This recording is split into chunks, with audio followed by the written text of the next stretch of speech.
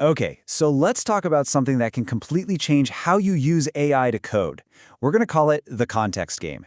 And trust me, learning how to win this game, well, it's the difference between getting code from a stranger versus getting it from a co-pilot that actually gets you. So tell me if this feels familiar. You spend, I don't know, a whole afternoon getting your AI, let's say it's Claude, up to speed on your project. Everything's clicking, the vibe is right, the code is great. Then you log on the next morning, open a new chat, and poof, it's gone. The AI has absolutely no clue who you are or what you're building. It's like it has total amnesia. And this quote, it just hits the nail on the head, doesn't it? You're stuck in this loop, this Groundhog Day of explaining the same stuff over and over again. It completely wrecks your creative flow and turns what should be a fun collaborative process into a total grind. Yeah, let's just call it what it is. The AI amnesia problem. It's this huge gap between what we want an AI copilot to be and what it often is in reality. Instead of being this amazing accelerator, you get stuck in the mud, constantly correcting it, constantly explaining the very basics. The vibe just dies. And you know exactly what the symptoms look like, right? The AI gives you a React component when you're a Vue shop, or it uses old-school inline styles when your entire project is built with Tailwind CSS. It totally ignores the custom hooks and helpers you've already built. So yeah, the code might work on a technical level, but it's completely out of sync with your project's DNA. So how do we fix this? I mean, the answer can't be just writing longer and longer prompts every single time, right? That's just exhausting. Nope. The real secret, the honest-to-goodness game changer, is something we're going to call persistent context. So what is persistent context? Think of it like a cheat sheet for your project that lives right inside the code. It's a set of instructions, docs, and examples that your AI can look at automatically every single time you talk to it. You do the work once, you write the rules once, and you never have to repeat yourself again. And you know the best part is, you don't have to be some kind of prompt engineering wizard to set this up. There are really 3 core techniques you can start using today to build out your own context arsenal. Let's break them down. First up, the simplest one, project documentation. Just a single markdown file, you can call it Claude.md or whatever, sitting in the root of your project. In it, you just outline the basics.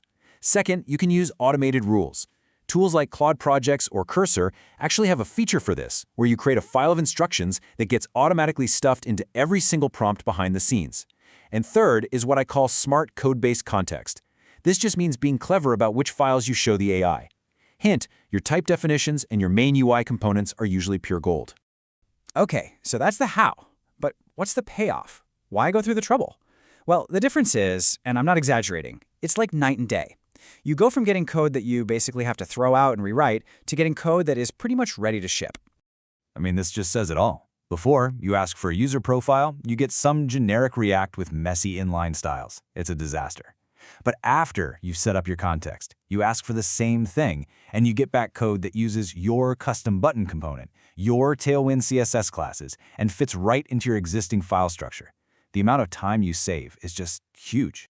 And here's another great example. Let's say every single database table you have needs created at and updated at columns. You just write that rule down once in your context file.